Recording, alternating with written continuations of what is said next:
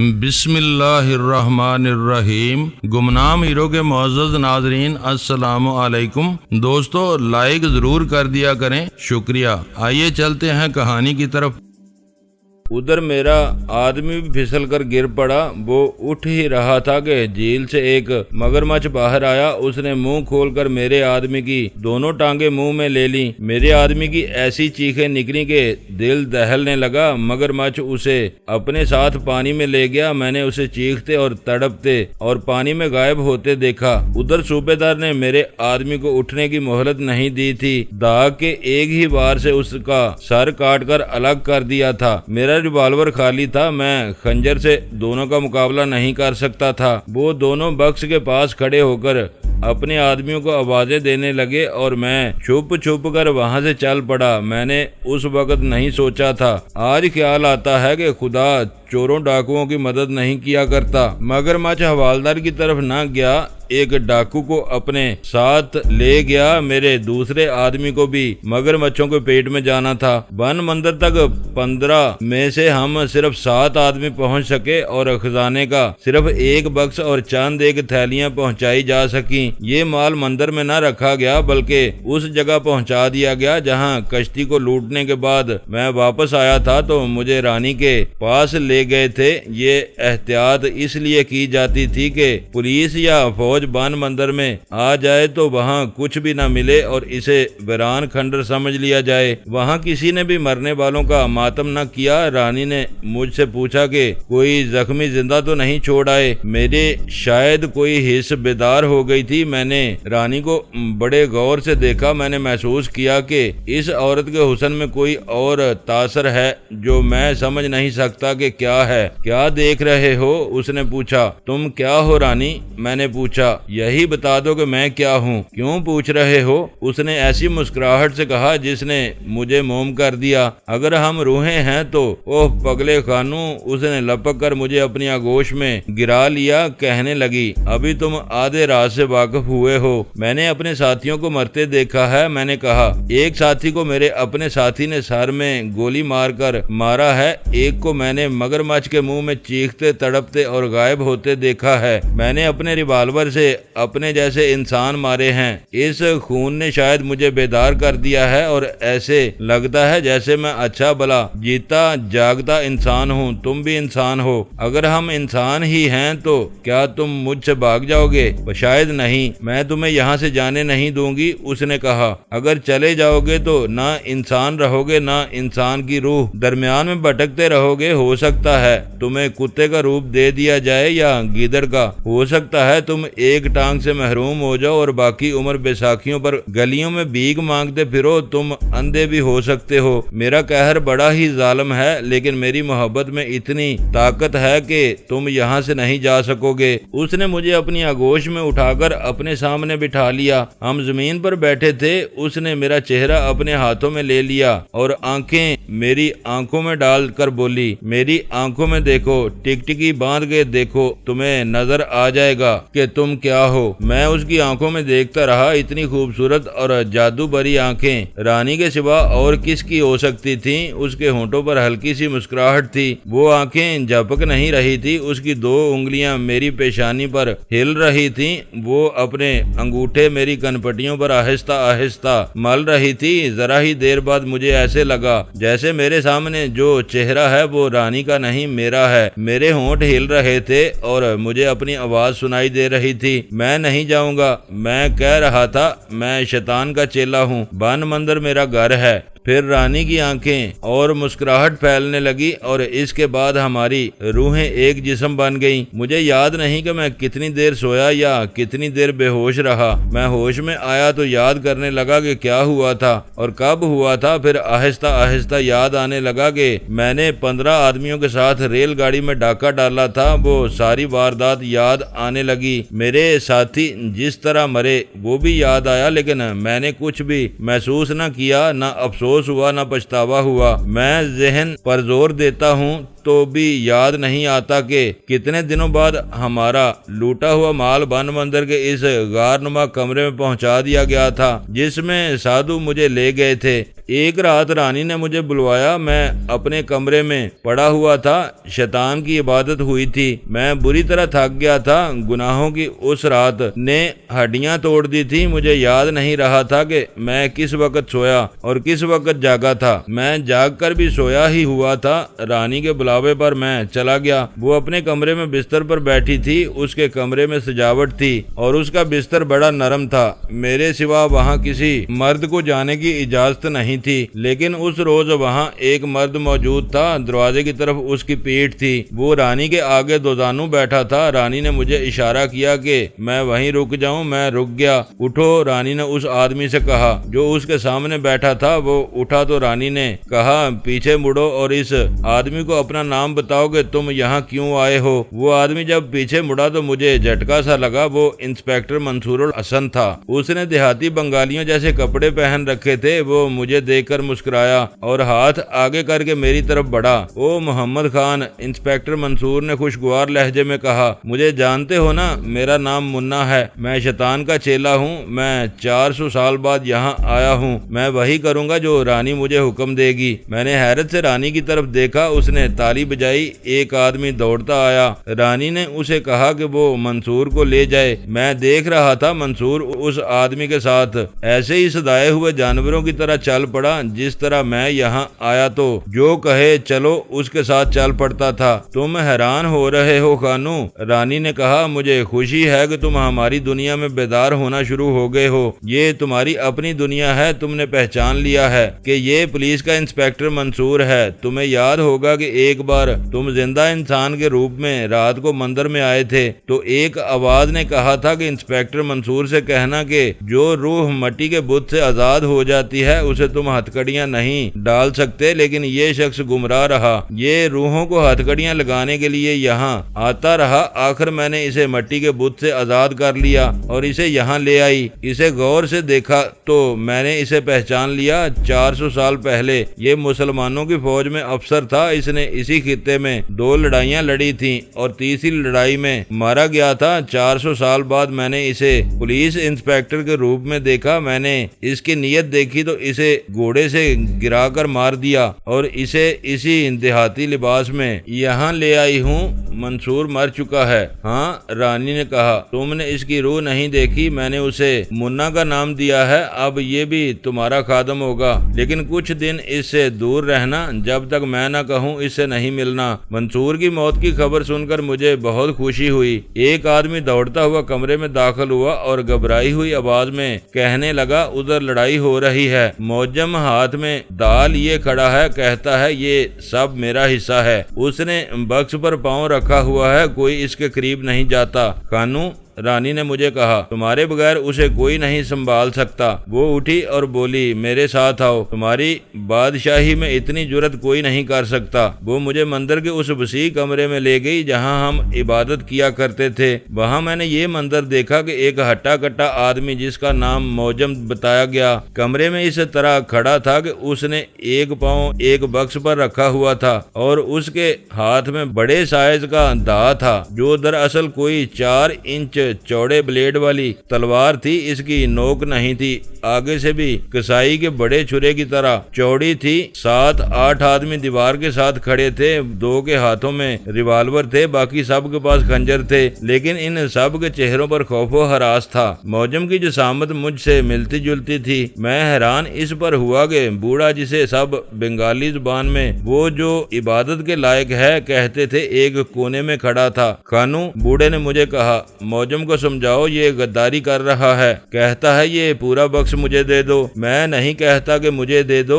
मौजम ने गरजती हुई आवाज में कहा, मैं कह रहा हूँ कि मैं ये बक्स ले जा रहा हूँ। किसी की हिम्मत है तो मुझे रोक ले। खानू, रानी ने मुझे कहा, इसे इस बक्स से हटा दो। इसे गुम कर दो जैसे तुमने उस वैशी कजाक को गुम कर दिया था। मैं शायद बेदार हो रहा था। मुझे हैरत हो रही थी कि वो जो इबादत के लायक था मौजम से डर रहा था, लेकिन लेकिन मुझे सोचने का मौका न मिला क्योंकि मौजम ने मुझे ललकार दिया था। कानू, उसने मुझे कहा, धोखे में ना आ, तू अभी अनाड़ी है, नया नया फंसा है, मेरे हाथों अपने जिस्म का कीमा न करा लेना। मैंने और कुछ न कहा, कुछ सोचा, मैं खाली हाथ आगे बढ़ा। दरमियान में वो चबूतरा था जिस पर ये बूढ़ा माबूद बन के बैठा करता था। मैं इसके साथ साथ मौजम की तरफ आहिस्ता आहिस्ता बढ़ा। मुझे मालूम था कि वो मुझ पर दा का वार करेगा, इसलिए मेरी नजर उसके दाएं हाथ पर थी। वो मेरी तरफ आया, मैं तेजी से आगे बढ़ा कि वो वार करे। उसने ऊपर से नीचे को बड़ा तेज वार किया। मैं तैयार था, मैं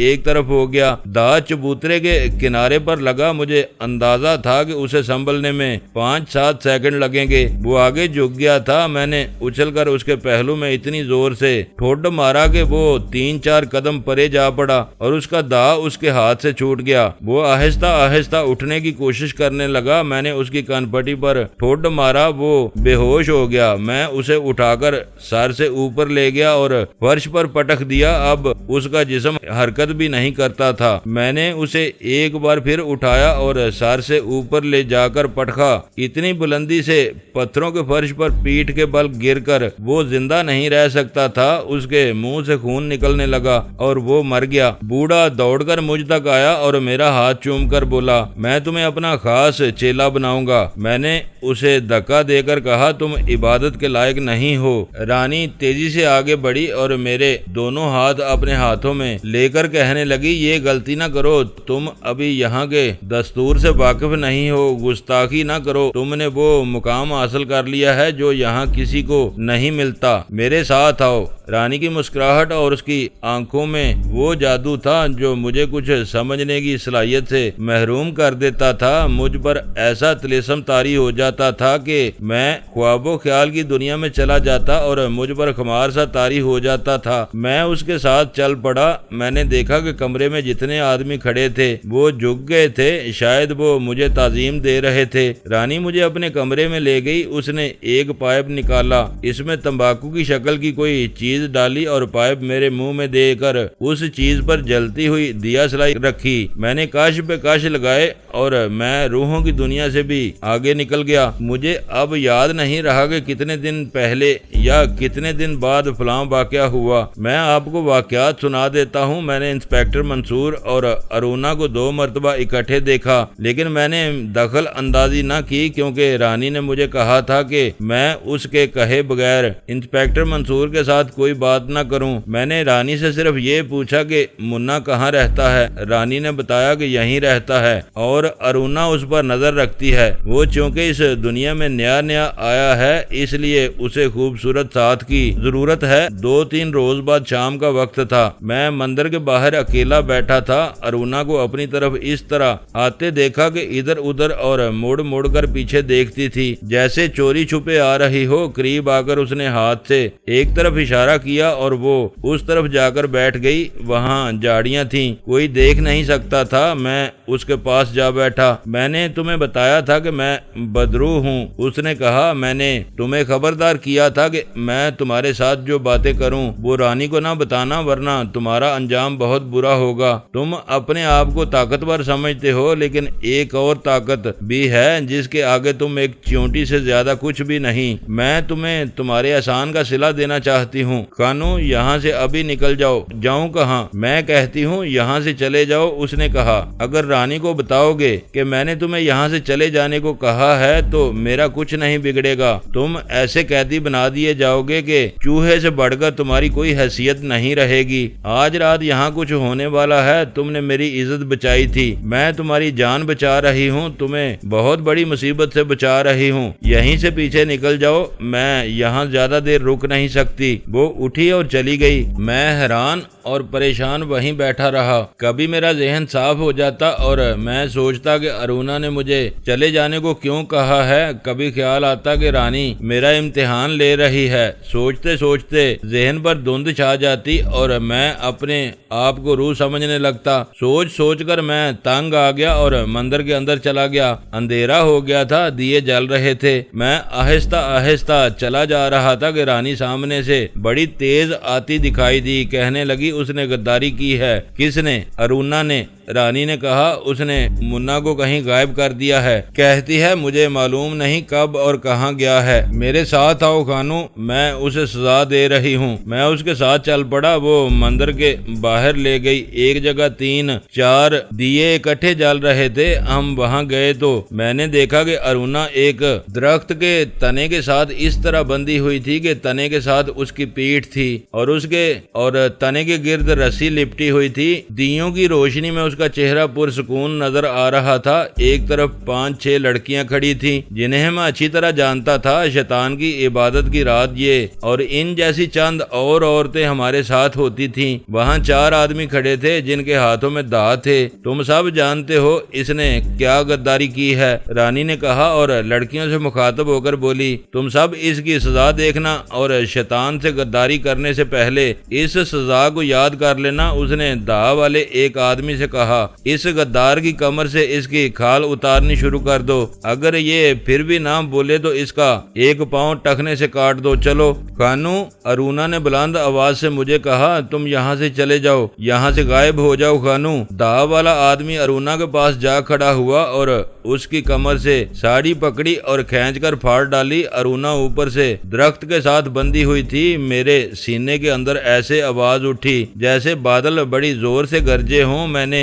बगैर सोचे शेर की तरह जिस्त लगाई और इस आदमी के दाह वाले हाथ को इतनी जोर से मरोड़ा के दाह गिर पड़ा। इस आदमी को मैंने धक्का देकर परे फेंक दिया और दाह उठा लिया। इसे कोई सजा नहीं मिलेगी, मैंने कहा। इसे कोई भी सजा नहीं दे सकता। खानू, रानी ने ऐसे गुस्से से कहा जिसमें प्यार था। तुम्हें अभी मालूम नहीं कि इसे क्यों सजा दी जा रही है। ये मरेगी नहीं क्योंकि ये रूह है। मैं रूह नहीं, अरुणा ने कहा, मैं जिंदा हूँ। तुम बदकार डायन, तुम्हारा बेद नंगा होके रहेगा। मैंने अरुणा की रस्सियां काट दी। रस्सियां काट चुकी तो 2 आदमी दौड़ते आए। इन्होंने आते ही फूंके मारकर तमाम दिए बुझा दिए और घबराई हुई आवाज में बोले, निकल जाओ यहाँ से, अंदर न जाना। पुलिस, शायद फौज भी है। 4 कश्तियों में आए हैं, अभी दूर हैं। हड़बोंग मच गई। रानी की आवाज सुनाई दी, खानू रिवॉल्वर ले लो। बाकी सब रिवॉल्वर ले लो। सब मंदिर की तरफ दौड़े। अरुणा मेरे पास खड़ी रही। उसने कहा, इंस्पेक्टर मंसूर पुलिस और फौज को ला रहा है। मैंने तुम्हें कहा नहीं था कि गायब हो जाओ। उसे मैंने यहाँ से फरार कराया था। तुम चले जाओ, यहाँ न रुकना। मंसूर ने तुम्हें पहचान लिया था। उसे यहाँ उसी असर से लाया गया था जो तुम पर किया गया है। उससे वो असर मैंने उतारा है। तुम तो मेरी बात भी नहीं सुनते थे। मंदिर की तरफ से किसी की आवाज आई, खानू कहाँ हो, उसे खत्म कर दो, सबको पकड़वा देगी। तुम कहाँ जाओगी, मैंने अरुणा से पूछा। मंसूर मुझे ले जाएगा। उसने कहा, तुम भाग जाओ, मंसूर सबसे पहले तुम्हें तलाश करेगा। उसे पता चल चुका है कि कश्ती तुमने लूटी थी और रेलगाड़ी पर भी तुमने डाका डाला है। वो कहता था कि मोहम्मद खान पर बहुत से आदमियों के कत्ल का इल्जाम है। तुम पकड़े गए तो तुम्हें फौरन फांसी दे देंगे। अभी पुलिस और फौज नहीं पहुंची थी। मेरा दिमाग पूरी तरह बेदार हो गया था। मैं अब रूह नहीं था, मैं डाकू था, कातिल था, लेकिन मुझे अब अपना ख्याल नहीं था। मैं अरुणा को इस मैदान जंग में अकेला नहीं छोड़ना चाहता था। उसे अपने मुतल्लक कोई गम न था। तुम भाग क्यों नहीं जाते खानू, उसने कहा। वो आ रहे हैं और वो आ गए। इन्होंने बड़ी खामोशी से घेरा डाल लिया था। एक रोशनी राउंड फायर हुआ जिसने रात को कुछ वक्त के लिए दिन बना दिया। Assistant sub inspector Mohammad Khan, बड़ी बुलंद ललकार सुनाई दी। मैं इंस्पेक्टर मंसूर हूँ, अपने आप को हमारे हवाले कर दो वरना गोलियों से छलनी हो जाओगे। मुझ में ये खामी बचपन से थी कि किसी की ललकार और किसी के चैलेंज को मैं बर्दाश्त नहीं कर सकता था। इंस्पेक्टर मंसूर, मैंने उससे ज्यादा बुलंद आवाज से कहा, मेरी लाश मिले तो ले जाना। अरुणा मेरे पास है। इसकी हिफाजत का वादा करो तो इसे तुम्हारे पास भेज दूं। फिर हिम्मत करो और मुझे पकड़ लो, तुम्हें अंग्रेज बादशाह इनाम देगा। अरुणा के साथ तुम भी आ जाओ मोहम्मद खान। अरुणा आ रही है, मैंने बड़ी ऊंची आवाज में कहा। इसे धोखा न देना। मैंने अरुणा से कहा कि चली जाओ। वो मेरे साथ लिपट गई और बहुत रोई। अचानक मुझसे अलग हुई और ये कहकर दौड़ पड़ी, तुम्हें तमाम उम्र नहीं भूलूंगी। मैं दौड़कर मंदिर में चला गया। वहाँ अंधेरा था। सबको आवाजें दी। मंदिर के बाहर दौड़ता फिरा। बड़ी मुश्किल से 3 आदमी मिले। इन्होंने बताया कि कौन कहाँ है। मैंने अपना रिवाल्वर और 60-70 गोलियां ले ली। मंदिर में 3 और आदमियों के पास रिवाल्वर थे। वो मंदिर के पीछे निकल गए थे। मैंने रानी को आवाज दी, कोई जवाब ना मिला। मुझे उसका गम खाने लगा। ऐसा ख्याल ना आया कि इस औरत ने मुझे धोखा दिया है। मुझे उससे मोहब्बत थी। उसका धोखा और फरेब भी मुझे अच्छा लग रहा था। अचानक गोलियां चलने लगी। एक तरफ रिवाल्वर और दूसरी तरफ राइफलें फायर हो रही थी। इन धमाकों में ये ललकार बार बार सुनाई देती थी, हथियार डाल दो, भागने की कोशिश बेकार है, गिरफ्तार हो जाओ, जिंदा रहो। लेकिन शैतान के चेले मुकाबला कर रहे थे और वो भाग निकलने की कोशिश कर रहे थे। रोशनी राउंड फायर होते थे और मैं इस रोशनी में पुलिस और फौज के आदमियों को देखने की कोशिश करता था। मैं चट्टान पर था। मैं गोलियां बचाने के लिए फायर नहीं कर रहा था। मैंने ये देख लिया था कि फौज और पुलिस ने हर तरफ घेरा कर लिया था, लेकिन इलाका ऐसा था कि घेरे से निकला जा सकता था। जंगल घना था, चट्टानें थी, इनके दरमियान तंग रास्ते थे। इर्द गिर्द दलदल और दुश्वार गुजार इलाका भी था। एक ललकार इंस्पेक्टर मंसूर की थी जो वक्फे वक्फे से सुनाई देती थी, मोहम्मद खान हमारे पास आ जाओ, मत डरो, कुछ नहीं होगा। फायरिंग होती रही। मैं कीड़े मकोड़ों की तरह झाड़ियों में रेंगता और छुपता रहा। फिर मुझे ख्याल न रहा कि मैं किस तरफ जा रहा हूँ। मुझे अपने करीब कदमों की आहट सुनाई दी। एक आदमी मेरे करीब से गुजरा। मैंने अंधेरे में भी उसकी राइफल देख ली। मैं झाड़ी में से गेंद की तरह उछला और इस आदमी को पीछे से दबोचकर रिवाल्वर की नाली उसके सर के साथ लगा दी। राइफल और एमुनेशन नीचे रख दो, मैंने उसे छोड़ते हुए कहा। तुम मोहम्मद खान हो? उसने कहा, मैं तुम्हारा दोस्त हेड कांस्टेबल अहमद अली अब्दुल्ला हूँ। ओह मेरे यार, ये तो मौजदा है। मैं तुम्हें ढूंढ रहा था। ढूंढ लिया है ना? मैंने कहा, राइफल और एमुनेशन मेरे हवाले कर दो। मौजदा ये है कि मैं तुम्हें जिंदा रहने दूंगा। तुम मेरे दोस्त थे, मैं अब भी तुम्हारा दोस्त हूँ। उसने कहा,